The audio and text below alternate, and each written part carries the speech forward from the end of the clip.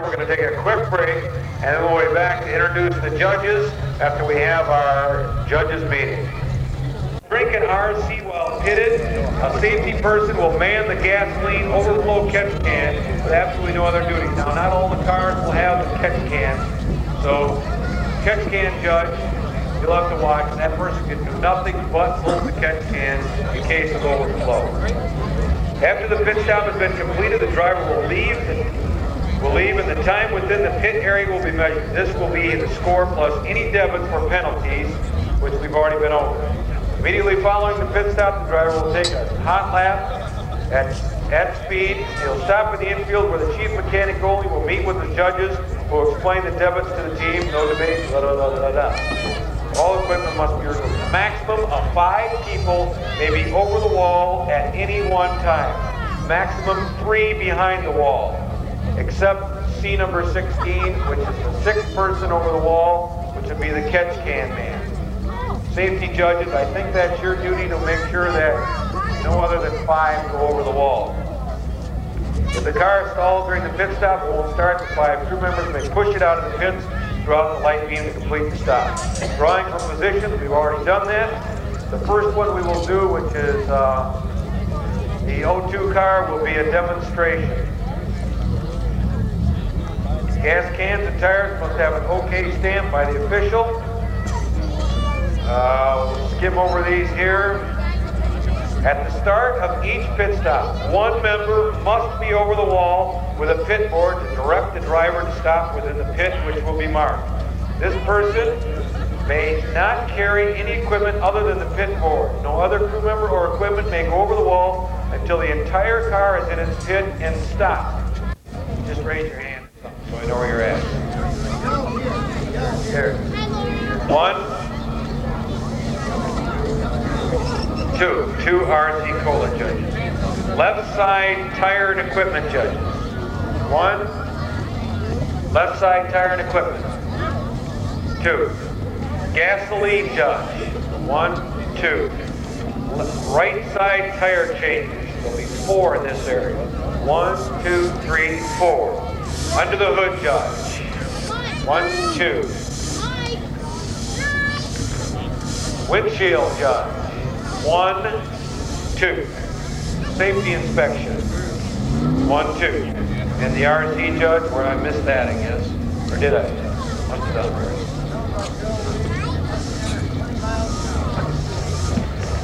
Okay, any last minute questions? Show us how it was done back in the good old days with the hand tools and the 5-gallon gas can. Judges, this is probably going to mess up your sheets a little bit, but this is just a demonstration, but you should score it just the same. The O2 car. Bill, are you ready to go?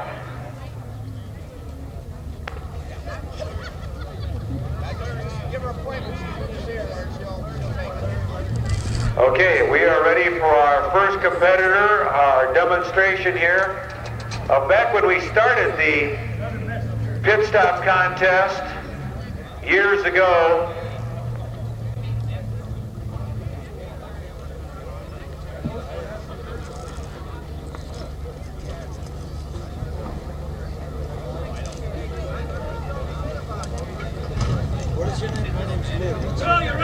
this is our first car. Back when we first started this contest 10 years ago, this is how they did it, with the hand tools and the 5-gallon gas can.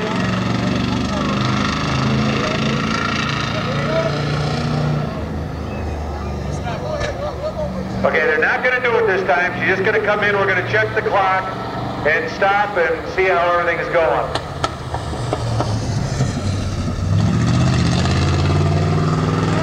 The world's fastest stop.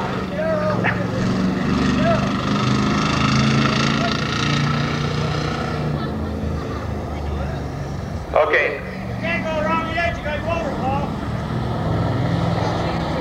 We hope that she will come in this time.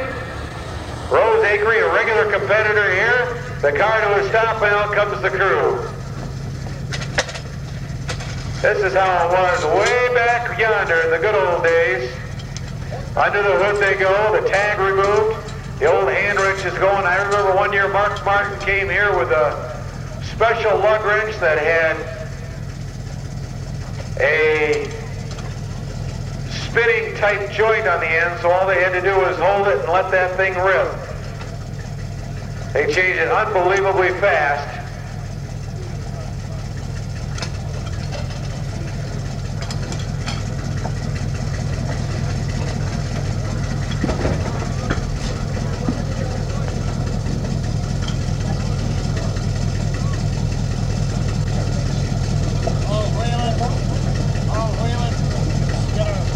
The crew's still at it.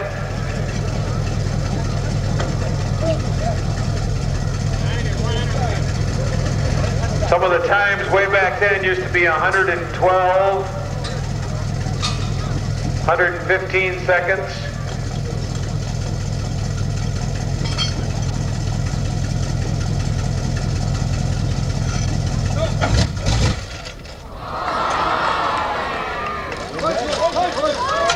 And that happened a lot also.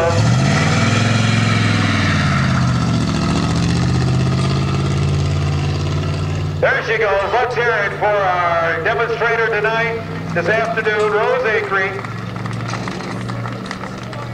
Oh, I didn't see the time. What was it? 97? 87,823. Okay, 87. Way back in 1975, I only have the records here from the third annual. The team of Danny Ballard won it with 55.11. So that wasn't too bad. You can imagine how things have changed. Let's briefly go over the winners here. I can take you all the way back to the third annual. Back in 1975, the winner was Dan Ballard with a time of 55.11. Second place, number 25, Bill Venturini with a time of 6:03.3. Third was Joe Shear with 6:4.87.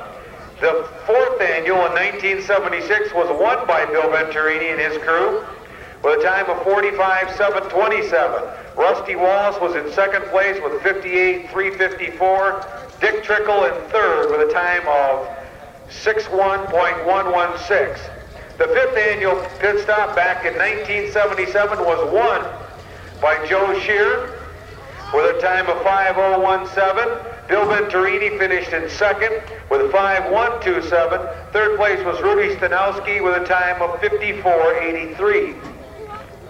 So you can see that the times were hovering right around the 50 seconds for the pit stop for those first couple of years.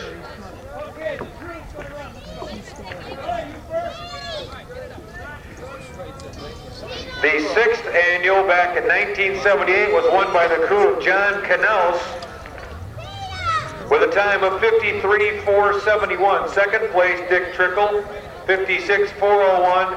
Third place, Rudy Stanowski, 58.474. Seventh annual in 1979 was won by Mark Martin with a time of 48.685. Dick Trickle in second with 56.472. Dave Watson in third, 57.561.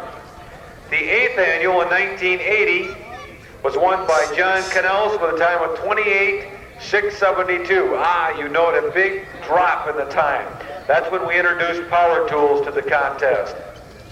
Second place, Bill Venturini with 29.683. Third place, Bobby Strait with a time of 3:05.26. The ninth annual pit stop contest, which was last year, was won by the driver of car number 25. Up next, Bill Venturini with a time of 3:02.71. Second place, Junior Hanley with 3:22.44. Third place, Jimmy Weber with 3:30.22. So your defending champion up next, the record time is 2:08.672. Again, pit crew members, this is the order. Billy Venturini with the girls' crew, Billy Venturini with the gentlemen. Brad Campbell will be next, followed by Joe Shear, Larry Eblick, Tim Cox, Terry Weatherford, Jim Weber, Al Papini, and Bob Hacker.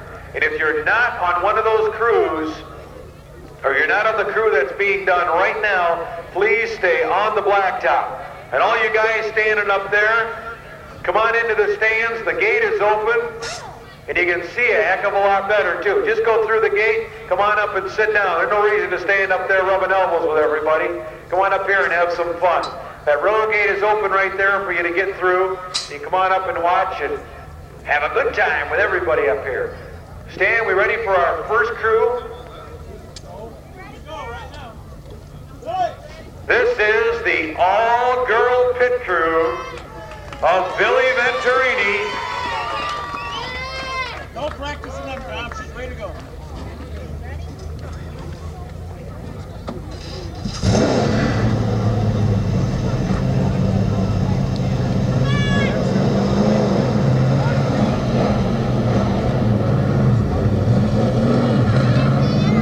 Here's the list of the crew members. Front tire changer, Kathy Venturini. There's the window cleaner, Laura Lee, the right tire changer. Betty Foster on the jack. Mary Byrne on the fuel. Dan Byrne on the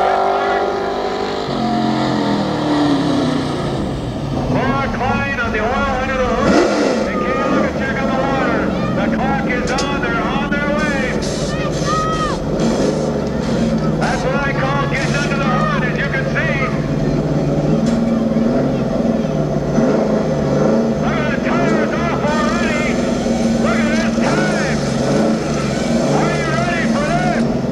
The record is 28,672.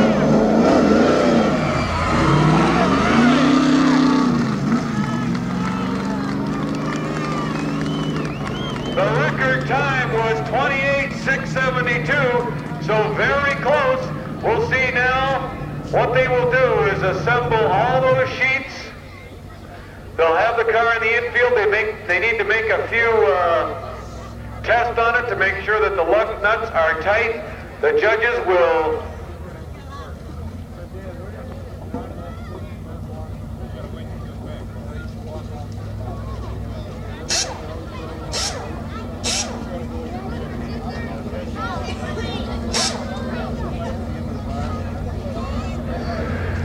So they out there, they will put a torque wrench on the lug nuts to make sure that they were properly tight.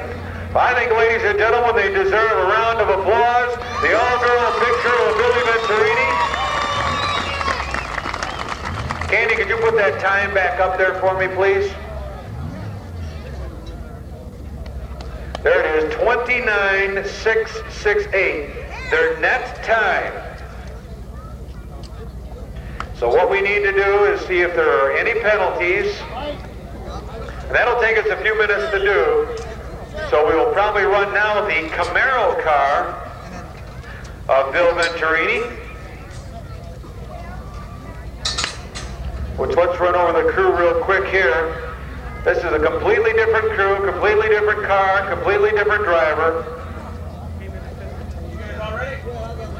They came into the pits at 44 miles an hour, which was a very good time. Mickey Natali is the driver. Bill Venturini will be on the jack. Jeff Jacob on the front tire changer. Dana Zach, rear tire changer. Jim Foster with the fuel. Jack Klein with the pick board. Bob Anderson, the window cleaner. Mike Tortorisi, oiling under the hood. And Dominic Tortorisi will be the RC Cola judge. Judges all ready?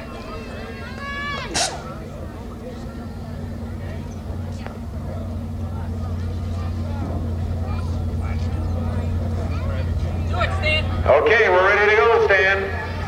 Now the men's crew.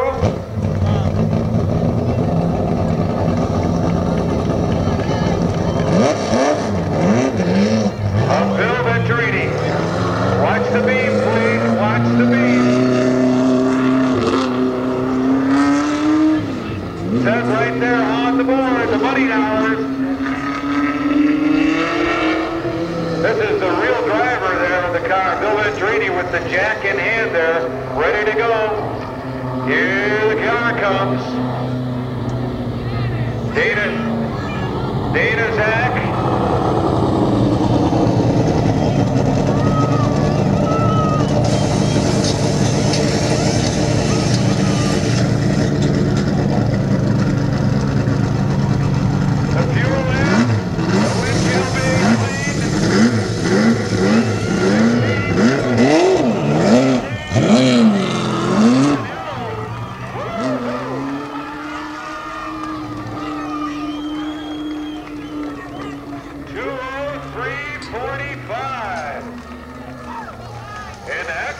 time.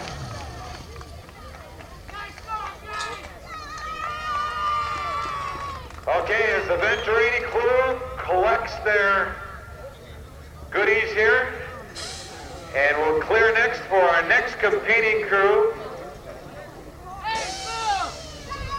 who will be number 49, Brad Campbell. So Brad, you want to have your crew move in your equipment? We'll be ready to roll.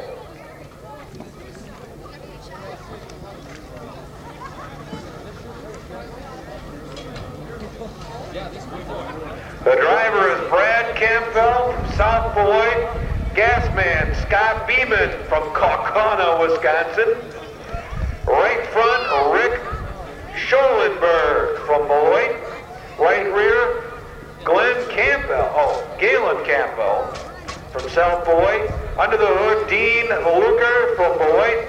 And on the jack, Kim Elverson, also from Beloit.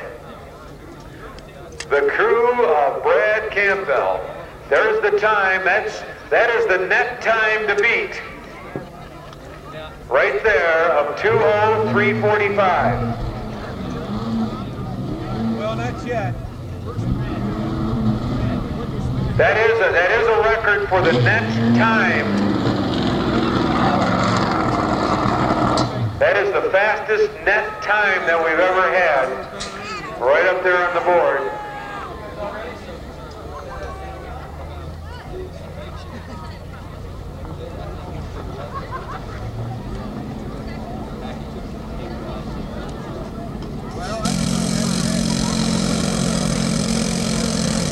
And they're having a little bit of an air wrench adjustment here. Put too much juice to it.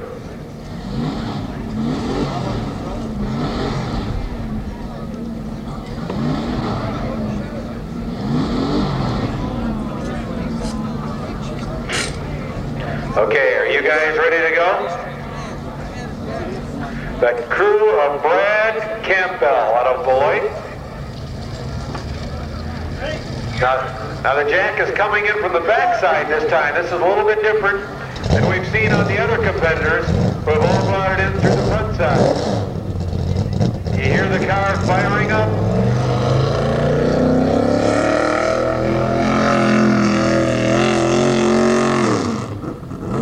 Brad Campbell at the wheel.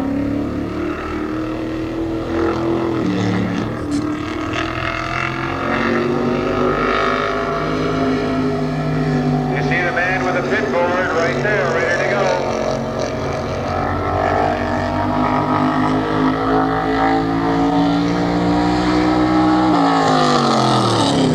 Into the pits, locks the brakes up, and they're on their way. The jack being thrown down, you can hear the wrenches going.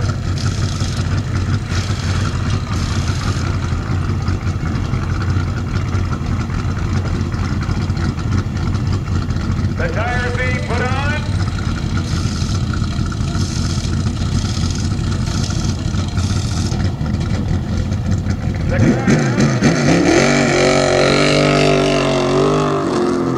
In 2:90.06, a very good time for Brad Campbell.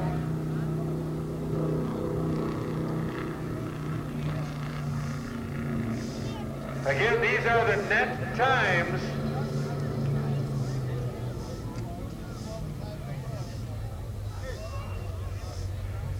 Next up, we have Joe Shear. Is his car out there?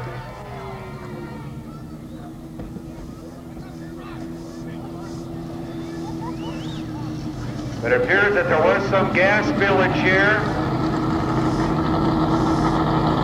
Bob Bowles.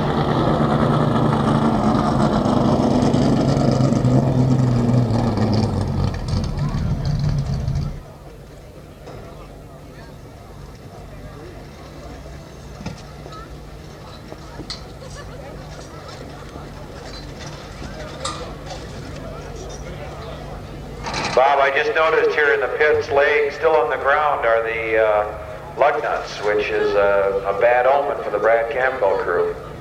Yeah, that's an extremely dangerous thing to do, besides they cost $1 each.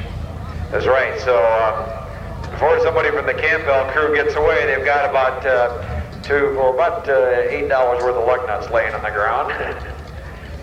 But a very good effort from the 49 crew of Brad Campbell.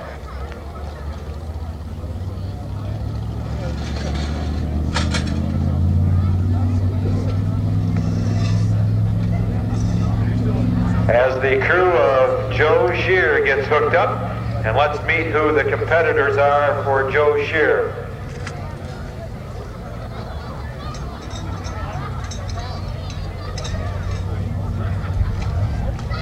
Joe's crew finished 4th last year with a time of 35:146, which is an excellent time. The driver, Joe Shear. Steve Carlson will be doing the window duties, as well as the, oh no, wait a second here now, I'll get this all figured out. Dick Noble will be on the jack. Big Dave will be doing the right rear tire. Bob will be on the right front tire. Cliff Bordwell will be doing the gas. Joe Jr. will be doing the catch can. Steve Carlson, the window tag. And another one of the Shear family will be doing the RC Cola here in the RC Cola National Short Track Pit Stop Contest. It is Joe Jr., the 3rd generation of Shears to compete here at the Rockford Speedway on the catch can.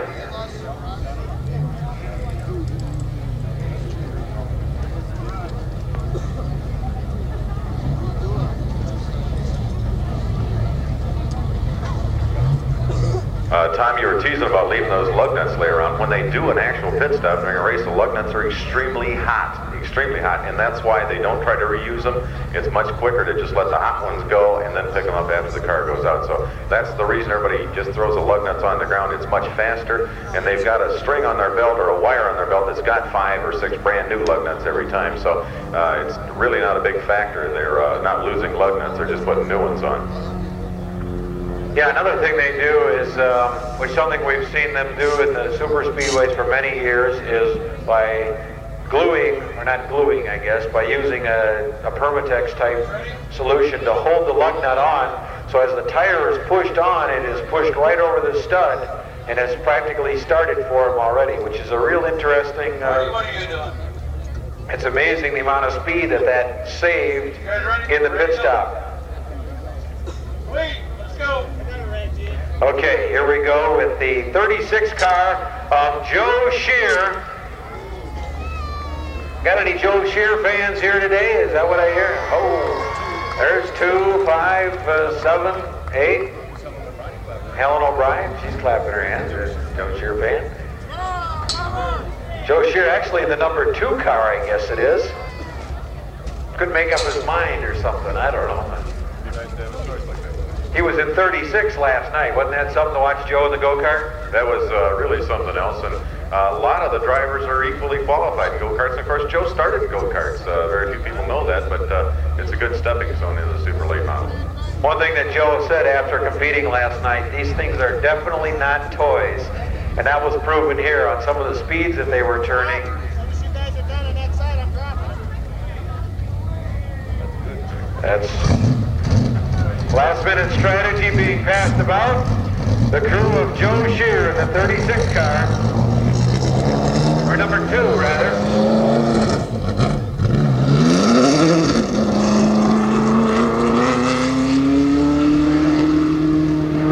The radar man ready to go.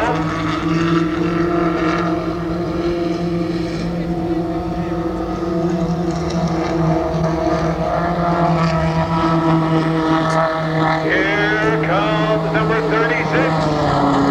Number 2. Joe Shear.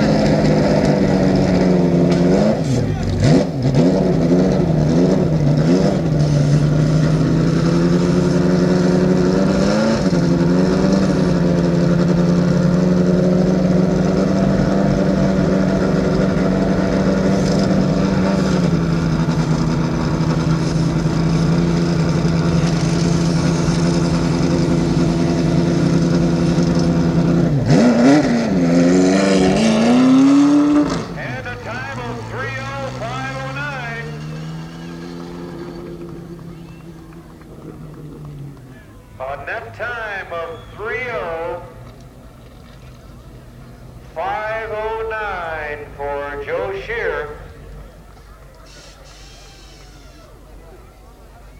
which as the standings go now with the net times, we still show the men crew of Bill Venturini with a time of 2:03:45 on top. You know, Bob, that's going to be a hard time to beat. That's absolutely remarkable, especially when you look back at what the old record was. It was 29 something, and they bettered it by 9 seconds.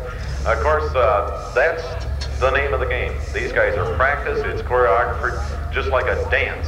When they come out there, everybody knows what steps to take.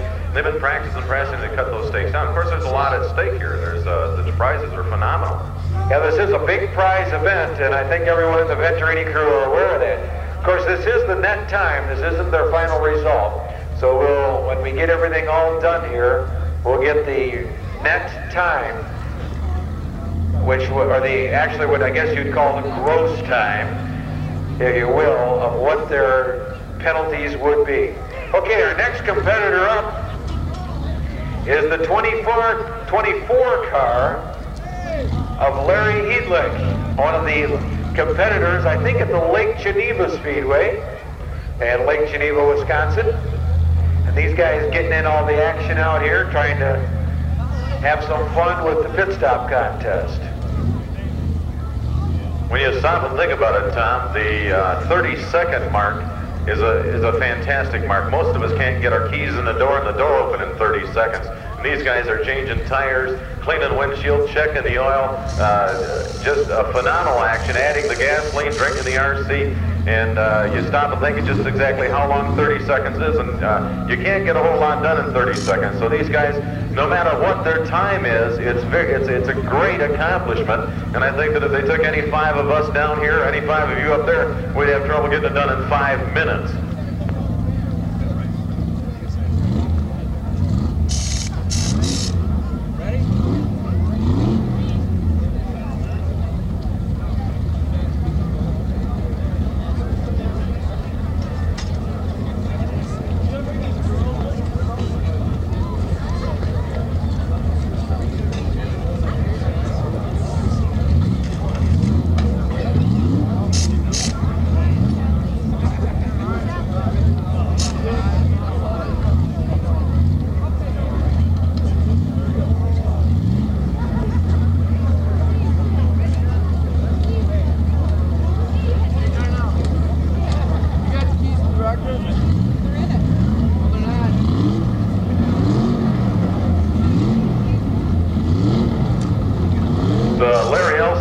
Coming out next, car number 24.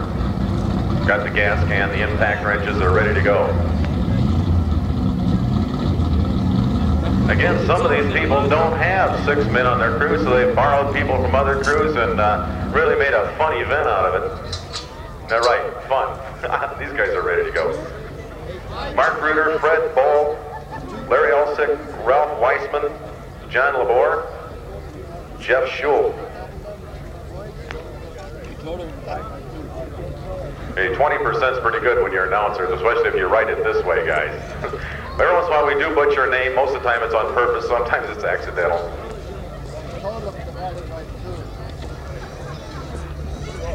No problem.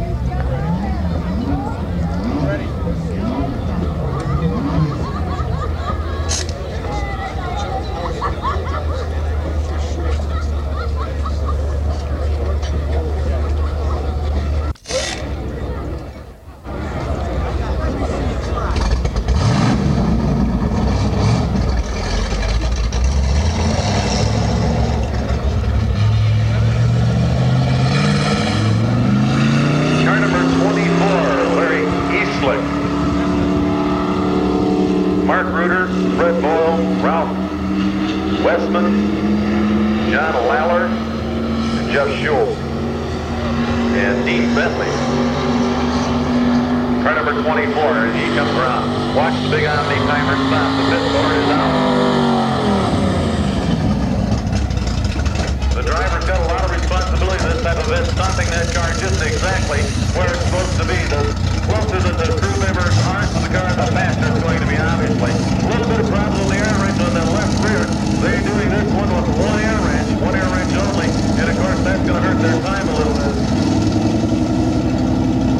Larry Eastlick, car number 24. The left rear tire's off. They've got it down to where they put them on separately. The impact wrench socket fell off the impact wrench here, and we haven't tightened down the left rear tire yet. Really slows things down when they only use one impact wrench. They're done under the hood. They've got the gasoline in. They've got the windshield clean. They've got one lug nut back on the right front. Has a little bit of problem. Couple fell off here or there.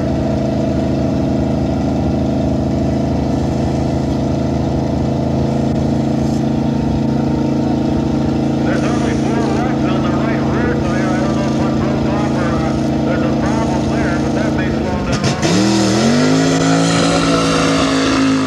Eastlick smokes it out of the bed at 68.798, and that is unofficial. Of course, they'll have any subtractions on that. The crew had a lot of problems using only one impact wrench, but you can see what happened, and I still bet there's not 5 of us down here that can do it in 5 minutes, folks. So these guys practiced and did a real good job. Bob, you really got to give that crew a lot of credit because they decided to do it this afternoon or this morning. They got down there and they said, hey, we got this, we got that, we got a chance. You never know what's going to happen. And by golly, they came out here and gave it their all, which in itself is which is a good. That's sort of neat. I believe they all get a patch or something. Let's all give them a great big hand. Larry Eastlick and crew.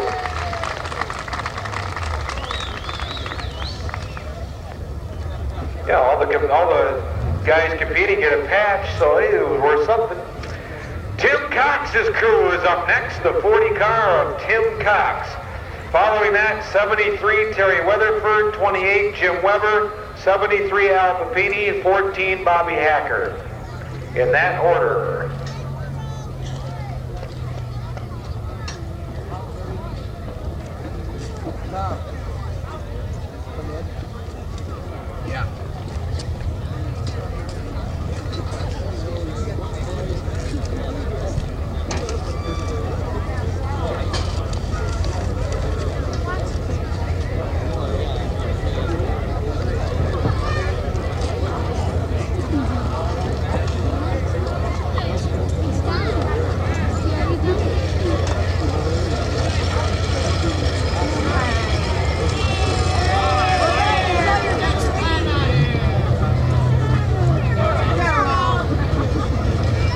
I'm here on the starting line with Kevin Olson, who, those of you that are local Love Parkians or follow the midget racers, you know that Kevin's been racing midgets around for a long time, does an extremely good job, represents himself very well. What kind of a season have you had, Kevin? Oh, not too bad. Right now we're leading the USAC point standings, and I think second in the Badger point standing, trying to win the national championship here. So got about 3 races left, or unless they sign some more, what I'm trying to do. That's excellent, and this is probably your best year ever, isn't it? So far, it's been pretty good. To wind up with that USAC crown would really be a feather in your cap, wouldn't it? Well, they help a lot, you know. It wouldn't hurt nothing at all. What about the financial benefits of being the #1 man in USAC midgets? Oh, I'll be filthy rich. I'll be able to retire and won't ever have to work again the rest of my life. Chrome plate your race car, right? Every racer's dream. That's right. I might even invest into this place here. We might do this twice a year. He wants to run another national short track. Let's have this one on the 4th of July, though, where it's nice and warm. It's going to be warm tomorrow. I talked with the weatherman last night. He says it's going to be sunny tomorrow. For some of the accomplishments that Kevin's has accomplished this year, he might have some contact upstairs. So let's hope it does. And thank you very much, Kevin. Keep up the good work and wish you the best. Kevin Olson from Love Park, Illinois, our local midget racer, does a super job in the Badger division in Sun Prairie, Wisconsin, and of course the USAC division. And many of you don't know it, but this racetrack was built for midgets a long time ago, and they stick on this little track very well. This is the 40 car of Tim Cox. And we have the driver, of course, is Tim Cox. Right front, Pat Bright. Right rear, Dave Skinner. The jack is Roger Cox Jr. Gas, Greg Ferninsky. Window tag in the window. The oil judge, or the oil person, and the RC person will be Roger Cox. That'll be the busiest guy out there. As the 40 car of Tim Cox up next.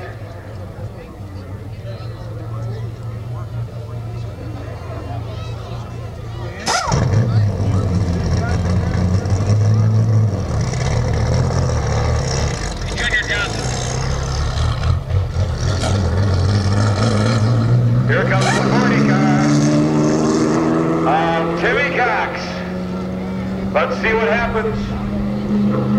Hey, you guys, sit down, quick, so everybody can see. Tim Cox in number 40.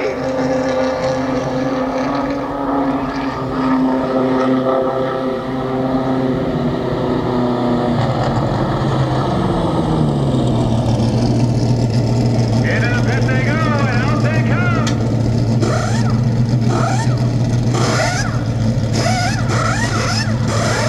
Listen to those air engines scream.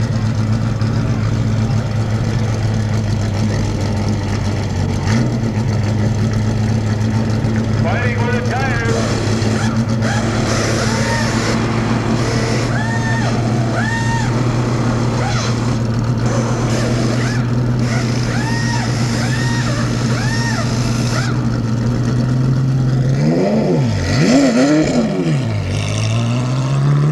And a time of 3:08:4:62 for Tim Cox. Bob, what'd you think of that pit stop? Every one of them are good, Tom. Under the heat of competition, it's even more critical, and these guys work even with more fever. So many of these crews are put together groups, and this one did a super job. The way the right front wheel went on, it's a wide 5-bolt pattern, and it kind of looks like it's whopper jawed and crooked when you first put them on, but after you got the lug nuts off, that came up, and I'm sure they checked that out. He came into the pits at 35 miles an hour. Sergeant Darrell Williams, Loves Park finest over here with his radar, checking things out and seeing how fast it goes on a radar. 35 miles an hour, and that's rather quick.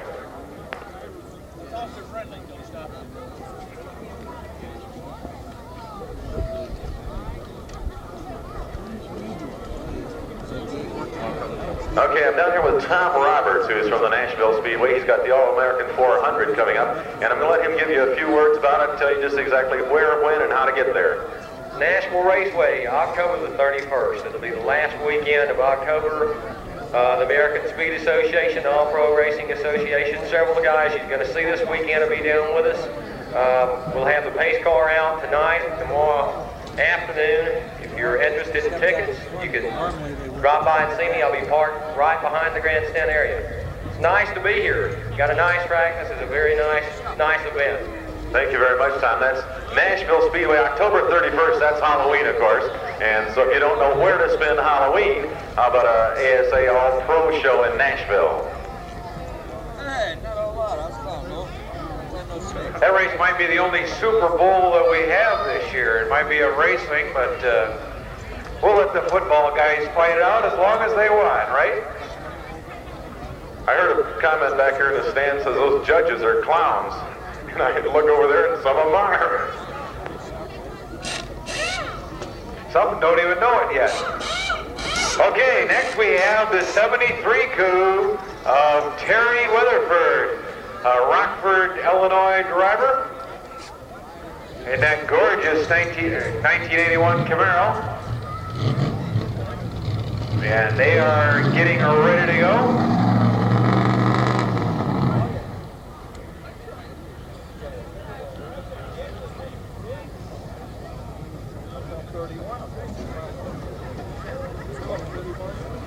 Okay, they are now making those final arrangements. You guys ready? Frank, you ready?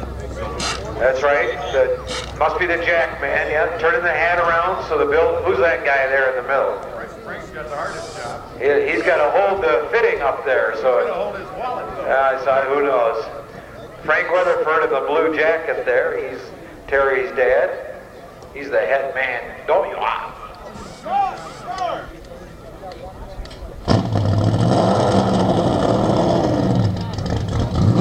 And here comes the 73 car of Terry Weatherford.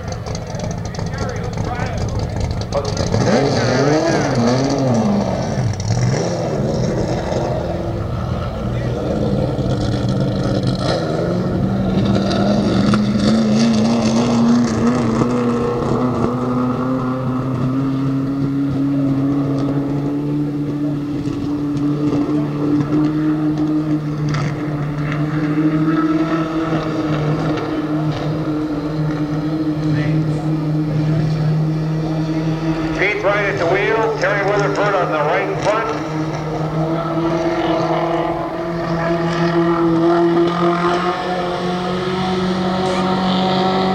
Getting a little RPM there. Here they go.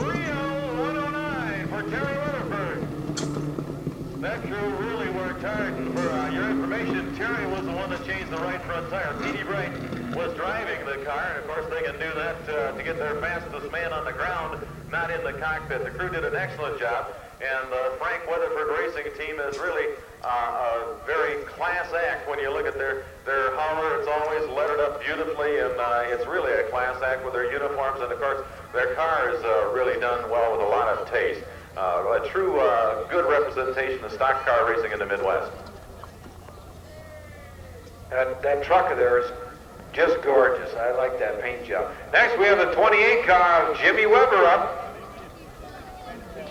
But I don't see his crew moving. There they are. We've got on the tires, now this is what I call a real interesting name list. On the tires is Honker and Steve. The gas man is Buckwheat. The windshield, is that Roger or is that Roger? That's Roger, isn't it? Might have been Roger without a D though. Looks like a Roger to me. On the jack, now here's a good guy. Buzz, yeah. I'd like to meet their parents. I wonder if it's all the same family. Fuzz, Roger, Buckwheat, named them after commercials or something, I don't know. Steve must be a visiting friend from out of town or something. Jimmy Weber's really got a good crew. We don't mean to make fun of them, but they really signed in a strange manner. Well, you know, they're all from Minnesota, and you know what they say about those people? They like to have fun.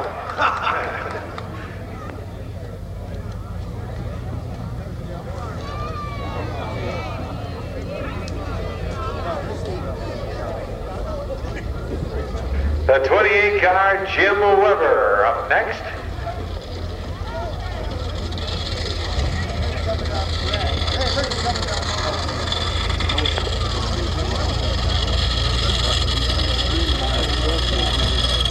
Okay, we're looking for the Jim Weber crew, and they're coming down the track now, one by one. So, Jim Weber, you're on deck. Be ready to go. Ladies and gentlemen, of course, as soon as we finish with the pit stop contest, we'll have a few quick hot laps probably, and then we'll go into the Rockford style qualifying. Same as last year, right, Tom? It's very, very unique type of qualifying. We feel that if you can't run 4 laps flat out for your very best time, you should not be in the front of the 200-lap event.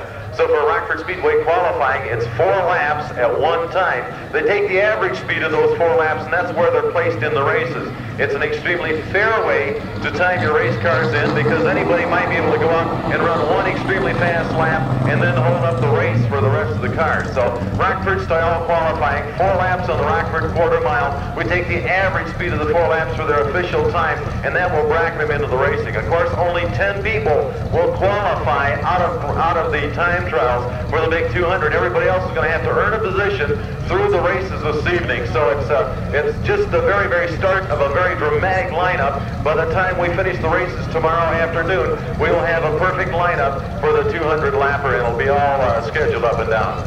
Hi, Terry.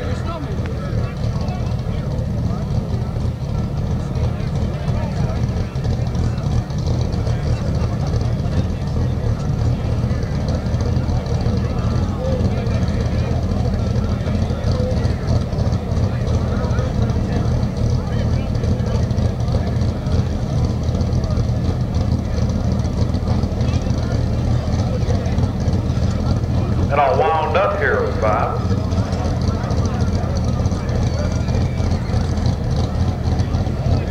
The crew, number 28, Jim Weber, up next.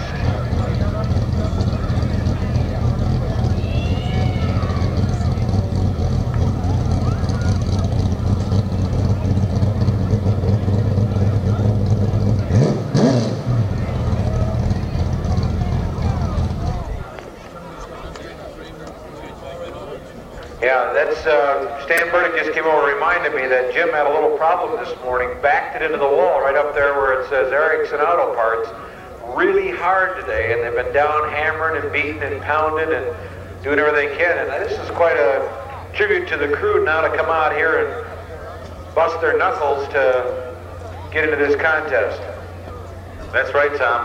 So much of the work done on a race car belongs to the crew.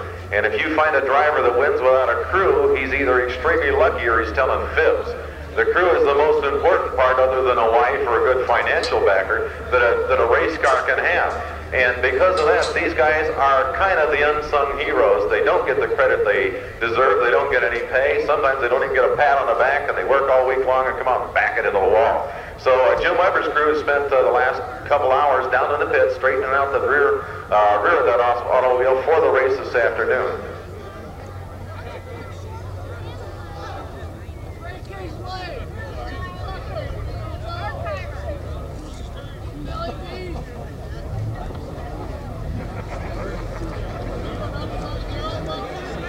Spats, right. Okay, the Weber crew now getting everything put together.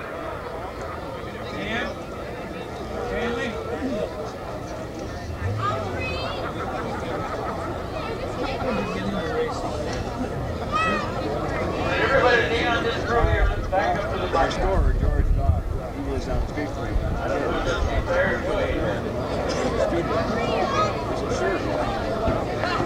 Okay, we got to clear some of the bodies out of the infield there. We're getting a little bit of an assemblage behind the crew. It's like the pits at Daytona. Boy, there's people everywhere down there. You watch the boys come in there and they do those pit stops, and you know, Bill Venturini's crew doing it in 20 seconds. Some of those guys down there do it. Now, of course, they don't go under the hood, but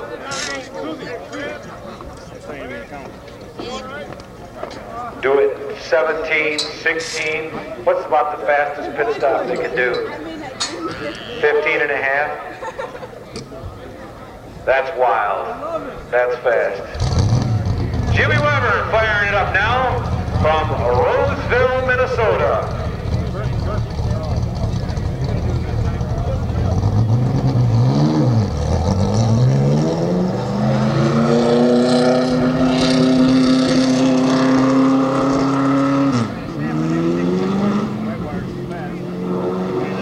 Here comes the 28 car, Jim Weber. Watch the beam, gentlemen. Watch the radar gun, too. I think that very gun has gotten me in trouble before.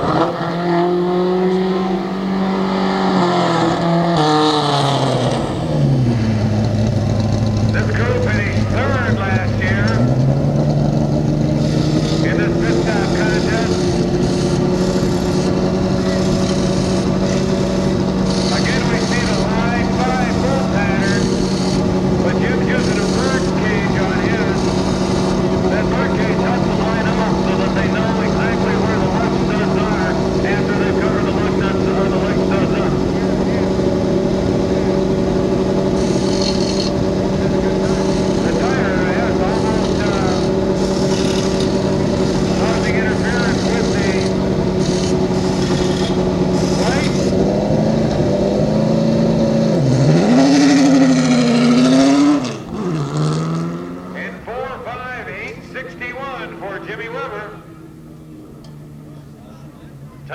thing I noticed, Jim Weber or whoever's driving the car conducted himself with extreme coolness. Most of the time when the jack goes down, the driver drives away. But his front wheel man was not around from in front of the car yet, and he very, very wisely and safely and cautiously waited until his man was over. It might have cost him a second or two on the clock, but it didn't cost him a pit man, thank goodness. Yeah, that's true, Bob, because in the heat of the contest, some of them, of course, all the drivers have done a fantastic job today, and they really get a lot of credit. But Jimmy Weber and his crew are doing a good job coming in with that time of 45.861. What do you think, Bill?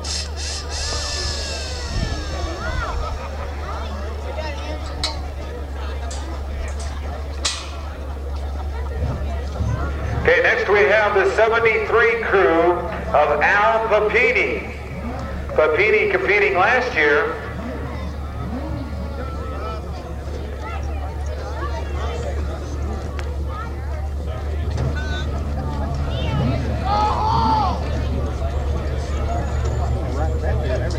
Last year, Al Papini wound up 8th in car number 73 with a 55.116. Mark, we're going to see if they can better it this year. The driver of the car is, of course, Al Papini. The right front is Mark Gaspy. The right rear is Bill Lapchek. The gas, Harold Eving. And for those of you that don't know who Harold Eving, that's Snooks of Snooks Automotive. Free plug there, no extra charge for that, folks. The tires, Tom Klosky, Adele Corico, John Logan, and Steve Nato, the entire crew of car number 73, Al Papini III from Rockford of McChesney Park, Illinois. And we've got a Deary family portrait going on the Me and My RC sign right now.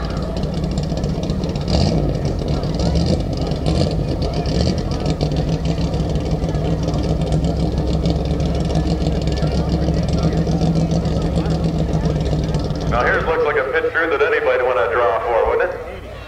See, I came out of school, I was right at the 20% mark, and I just got there, so, you know, just a little bit below what they would give for... Yeah, now he says, everybody get back to work. Enough loafing. They had a 27-second break there for the Deary family, who does a fantastic job of running this speedway and have for a number of years.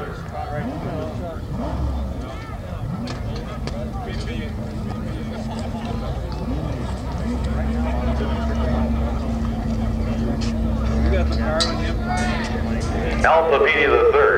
His crew looks like they're ready to go. I don't see the car or anything. We have not received word from Stan Burdick, but they're ready to go.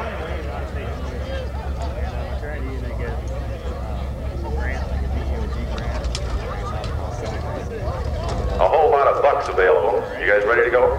Okay. It looks like they're ready to go. I just got the sign from Lapcheck, and as soon as Stan Burdick gives them the sign to pull out, we're ready to go.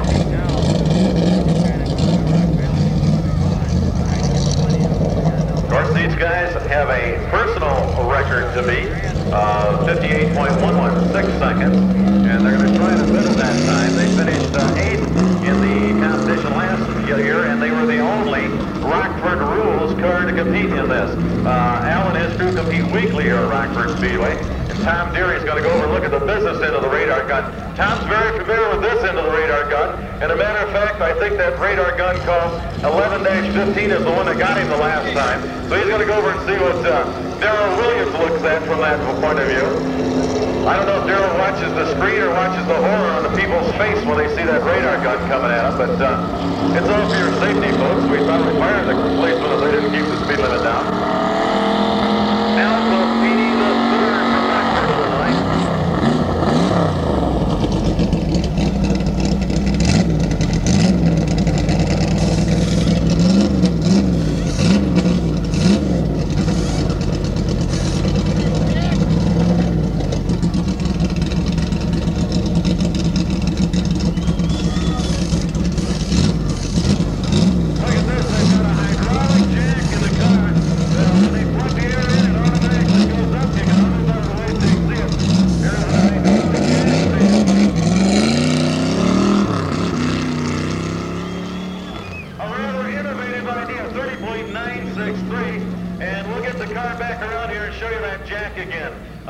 When you check the lug nut, send him on back around. Bill, when you check the lug nut, send him on back around. We want to show the people that jack go up and down. Is that your idea, Snooks?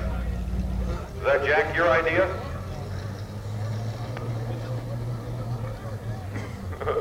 Is that, Jack, your idea on that race car? How does it work? Is it pneumatic? Venturini. Air powered. Good, a little bit of innovative idea, and they decided the slowest man on the crew was the jack man, so they just eliminated him. There's an air-powered jack inside the car, pulls up, throws a lever, jacks itself up. I wouldn't mind having one of those in my car just for a safety feature. If anybody had to get out on a wet and muddy night and jack their car up, that'd be the way to go. Is there any possibility of that jack being developed for a NASCAR Grand National car, or would the mechanism weigh too much? That's usually the feature in it. They've got every ounce of weight out of the car, and rather than carrying onboard jack around, they would probably opt for the manual jack. Constructed of aluminum, though, that thing wouldn't have to weigh 3 pounds. Yeah, it probably doesn't weigh very much. We'll pull it up here, and we're going to have him jack the car out for you.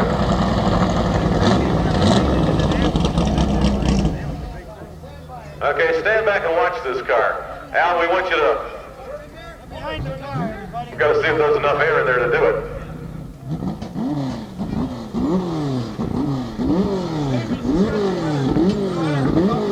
200 pounds of air, and we're going to watch it see what it does. Isn't that kind of neat? Penske did that on all his Indianapolis-type cars, and here we borrowed that idea for a short track. Very innovative, and it may have put them a point or two up in the pit stop contest.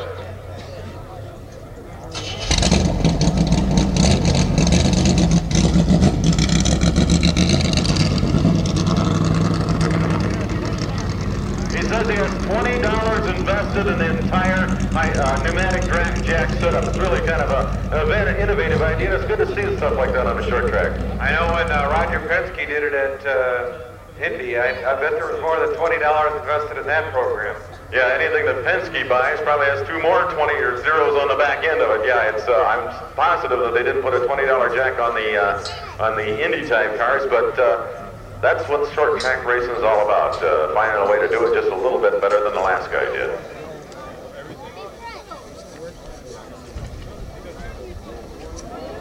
Okay, our final competitor in today's pit stop contest is the 14 car of Bob Hacker. As they'll bring his crew up, it's driven by Bobby Hacker out of Loves Park in his 12th year of racing.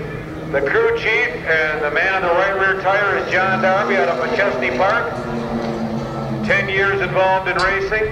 The right front tire, Bill Burkheimer from Roscoe, 8 years in racing. On the jack, Bob Speckler out of McChesney Park. He's been in the racing for 2 years. Under the hood, Bobby Davis out of Rockford. His 3 years been involved in all this. The gas judge, the gas man, Ron McKnight out of Boyd. 4th year in racing. Windshield done by Todd Schultz, 2 years racing. The RC Cola man, Gary Schultz, 5 years racing. And this is a heck of a crew, and I know they've been practicing a lot, and this will be definitely something to see. Again, we need everybody to sit down if you're not already seated as the crew moves into position.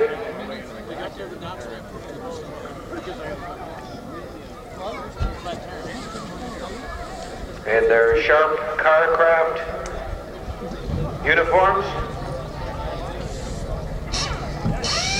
Yeah, Scott Bergeson was a member of the John Darby Carcraft pit stop contest last year, and he passed away this way of an aneurysm. And if you look at the Carcraft car, you'll see a black stripe around the bottom of the car. It used to be blue, and this is out of respect and dedicated to Scott Bergeson. I think that's a very, very touching feature. They're dedicating this to his widow, and for those of you that knew Bergie, it's really a tribute to it, and it's some way it's, of course, a little too late, but it's a way to say thank you. I don't know if a round of applause or a thank you or what is, I guess a nice thought and a smile, because these guys they're sort of dedicating this whole weekend to Bergie with the pit stop contest, and they're competing in both divisions, Rockford rules and Super Late models. Going to flip-flop back and forth and change over. I think I see another innovation being used here. At least I'm going to suspect that is the jack. some sort of new innovation.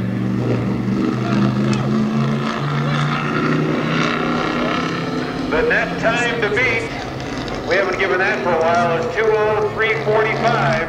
That is the net time to beat. Our final car of the afternoon.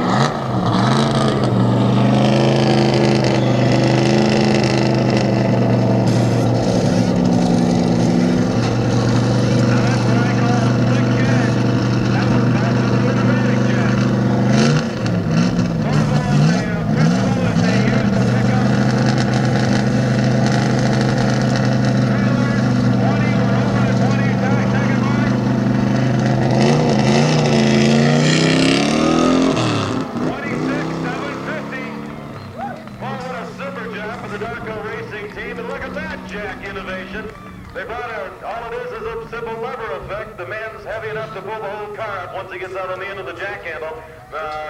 Very, very innovative idea. Again, took a lot of practice, a lot of work, because there's obviously some good maneuvers in that outfit. Look at these guys, terribly happy. They did a super job.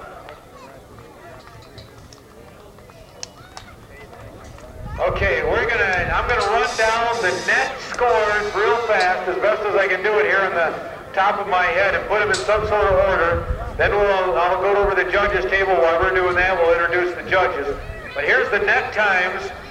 I'll go from what we have as our slowest to the fastest. The 24 car at 6:08.798. Next is the 28 car at 45:861. Next we have the 73 car at 3:09.63. Then the 36 car at 3:05.09. Following that is the 25 girls crew of 29.668. Next the 49 crew of 29.006. Our second fast time was the 14 car of 26.750. And the fastest time, Bill Venturini, with 2:03:45. Bob, I'm going to let you introduce the judges, and I'm going to go over and talk to the super judges. Scores.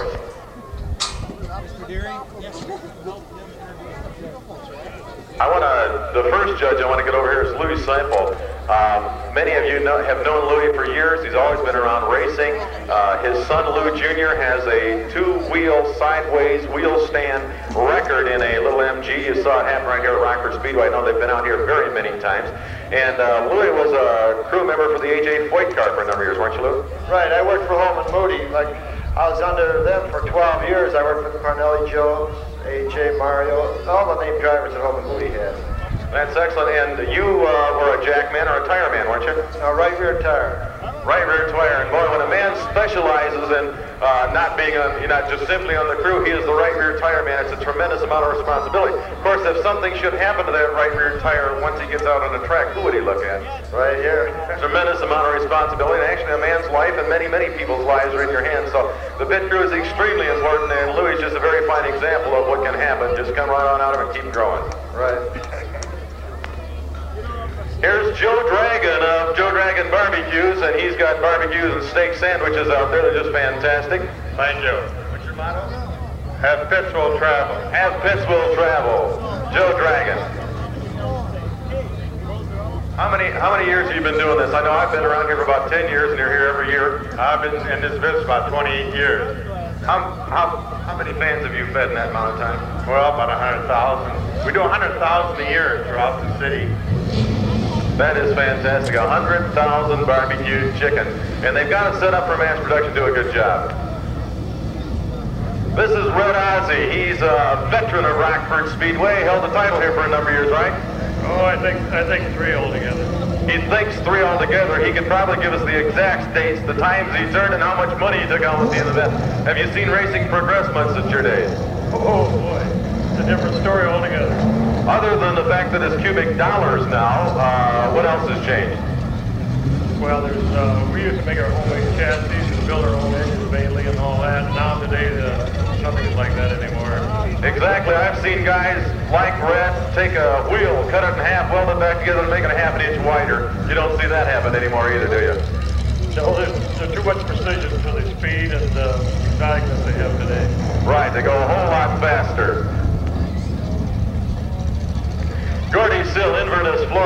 And of course, Gordy, for a number of years, was a promoter over at Waukegan Speedway, which is now a subdivision, right? Right. What do you think of the National Short Track Champion? You've been to every one of them, I think, haven't you? I flew in for this one. I flew in for this one, too, and I'm glad we did. From Inverness, Florida, Gordy Still. I got as much on as I can. Still have no movement. I remember spring classic, I like 8 players on. I couldn't even move. Harmon went to here, and that was it. This young man here in his rather natty attire, of course, Dick Blakely. He is the inventor, the design engineer of the Blakely motor cars, the Blakely Bantam, the Blakely Bearcat, and the brand new Blakely Baron. We've got a Baron out here. You'll see it later on. Dick, how have you seen racing progress, and how has it happened in the development of your cars? Well, every idea in that car has been tested out here from a few weeks to 20 years. This car is basically the product of Rockford Speedway and the technological advances that have occurred right here.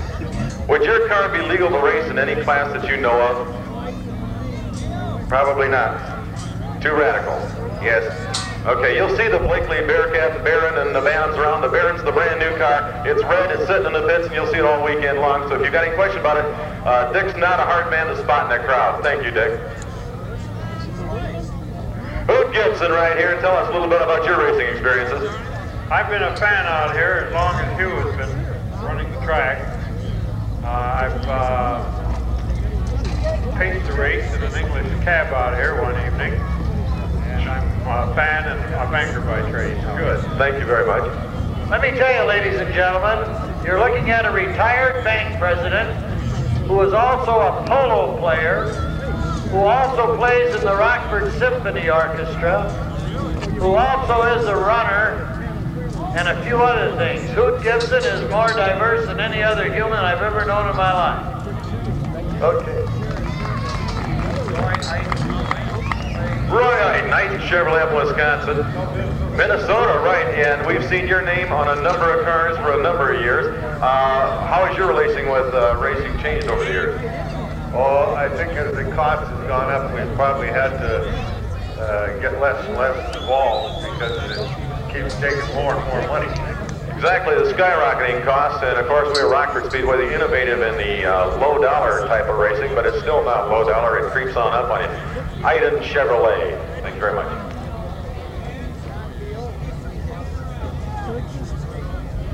John Beal, LSJ Sportswear, and he's wearing a product. LSJ Sportswear, beautiful, beautiful jackets. What's your involvement with racing?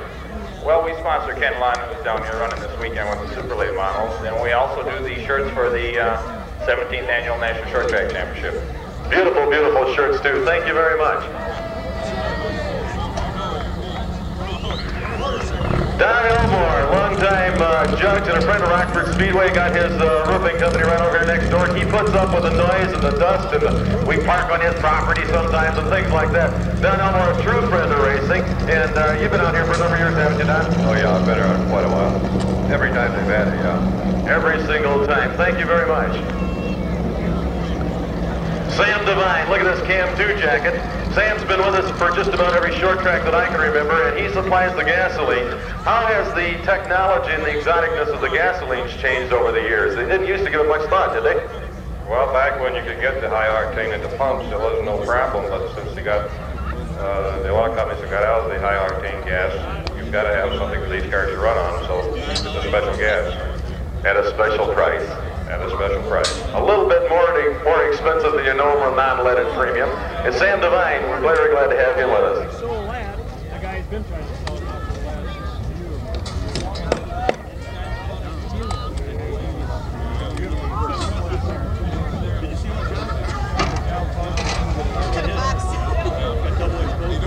Dana Zach's with me now. Dana is an ex-Chicagoite. He's now from Wakanda, Illinois. Dana finished third in the two-barrel Rockford Rules Championship this season, doing a super job with the Pink Panther. Dana, how's racing changed for you over the years? Everybody's gotten a lot faster. Exactly. Of course, Dana watched his dad race for a number of years and just took over where he left off, and is very, very representative of the Midwest racing. Thank you, Dana. Good luck. Bob, before I read the results, there's something that I gotta let you know, and this is really interesting. The crew with the least amount of penalty points was the girls. Now, does this mean girls do nice work or what? I don't know what, but the girls had the least amount of penalty points. I think it's called attention to detail, Tom. I think you're right. Okay, here's what I'm going to do. I'm going to start reading them backwards, forwards. In 10th place, car number 24, with a gross time of 83,464. 9th place, car number 28, Jim Weber. Net time of 45,861, gross time 63,194. 8th place, number 40, Tim Cox. Net time of 38.462. Gross time 48,631. 7th place, net time of 29006, that's Brad Campbell, of car number 49, right. And gross time of 44,706. In 6th place, car number 73, with Al Papini, a net time of 30109, gross time 42,942. In 5th place, car number 2 of Joe Shear, gross time of 30509, net time of 38,209. 4th place, the 73 car of Terry Weatherford, net time 30963, gross time 32,263. 3rd place, we're getting down to the nitty gritty now, with a net time of 29668 and a gross time of 29968. The girl crew of Bill Venturini finishing a very respectable 3rd place with a half of a second penalty. Now, if I read 2nd place, we're going to know who's going to win, aren't they? We know who won. We know who won. Finishing in 2nd place, in car number 14, Bobby Hacker,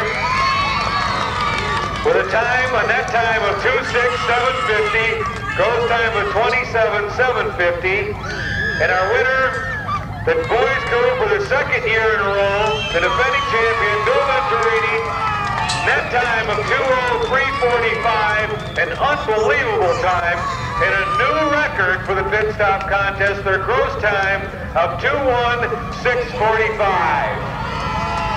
Absolutely amazing. Ladies and gentlemen, let's give a round of applause to not only the winners, to all of them. The 17th Annual National Short Track Champions.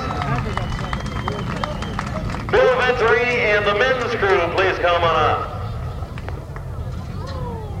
Look at this trophy. Isn't that beautiful? Royal Crown Cola 17th Annual 1982 National Short Track Championship. Pit Stop Championship.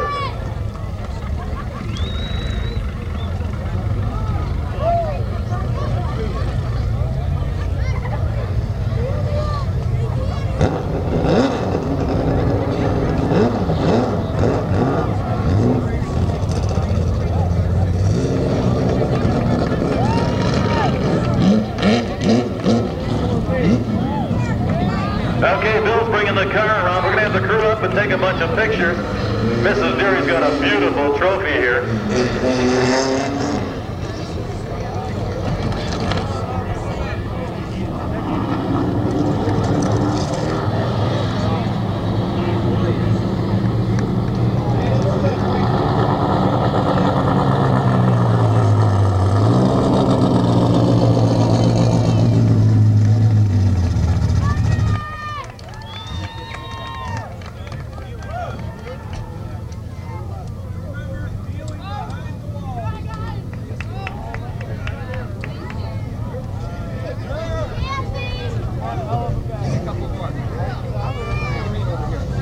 We're going to have the presentation of this beautiful trophy for the 17th Annual National Short Track Championship Pit Stop Contest. Bill Venturini and crew.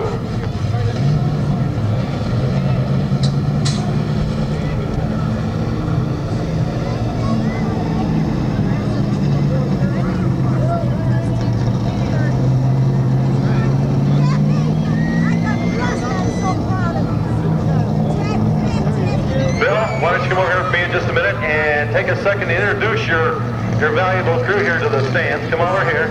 And we'll start here with Jack Klein, because he's the one I know, but you want to introduce him and right on down the line. And ladies and gentlemen, did you drive the car? No, I drove the car for the girls, not for the guys. Okay, you want to introduce your crew from one end to the other. Okay. Tommy? Okay, Steve first we Brissett. have Jeff Jacobs. He's from Chicago. He's my crew chief. He was changing the right front tire. Then we have Jim Foster from Milwaukee. He was dumping the gas. Jack Klein, who's from Carpentersville originally. He was up here in Rockford. He was over the wall catching the tire and the gas can. Mike Tortorisi's from Wakanda. He was under the hood, pulling the tag, and checking the left front tire. Over here we have Dana Zach, which everyone here knows. He's now from Wakanda. He was changing the right rear tire.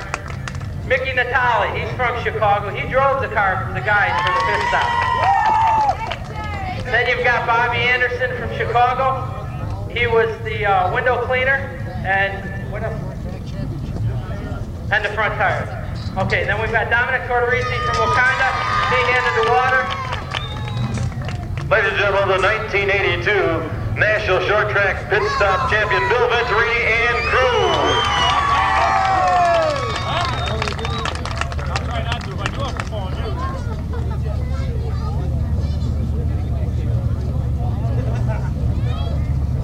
The trophy presentation being made by Mrs. Deary. It's an RC pit stop contest, so it's got a beautiful pit stop contest. Your pictures are going to be in all the racing periodicals. You see the lights flash now and everybody's scrapbooks. Follow Huey down the line. Follow the guy in a funny looking jacket.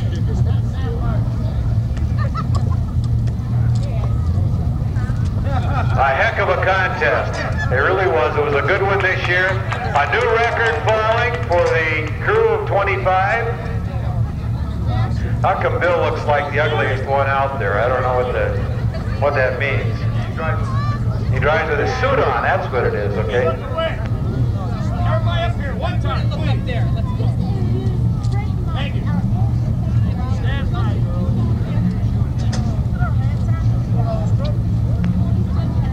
Any other pictures?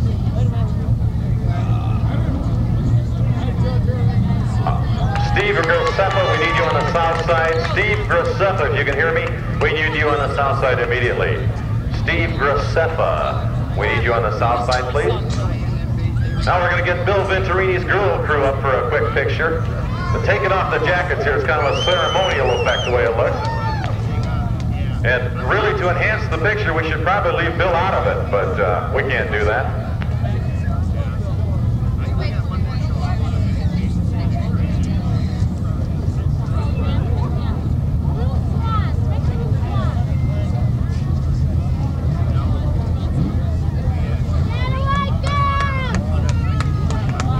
Okay, we got as soon as we get the ceremonies over with, we got a few quick minutes of hot laps, and then we'll get in with time trials. Brad Deary, Chuck Deary, and crew, we need you on the starting line just momentarily also. Steve Grossefa, if you've not gone to the south side, please do so. We need Steve Grossefa on the south side. Come on, hey. Schematics, come on out here.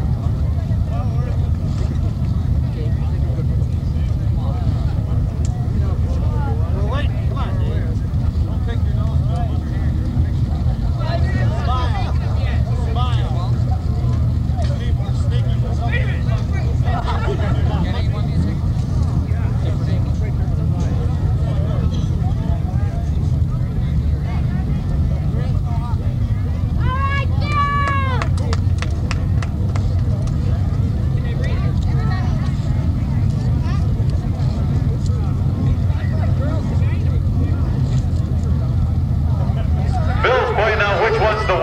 So he knows which. He must have a subscription to some of the magazines and not to the others. So he wants to make sure. There, we got one up on the perch now, looking good. Thank you very much, ladies and gentlemen. The female crew of Bill Venturini.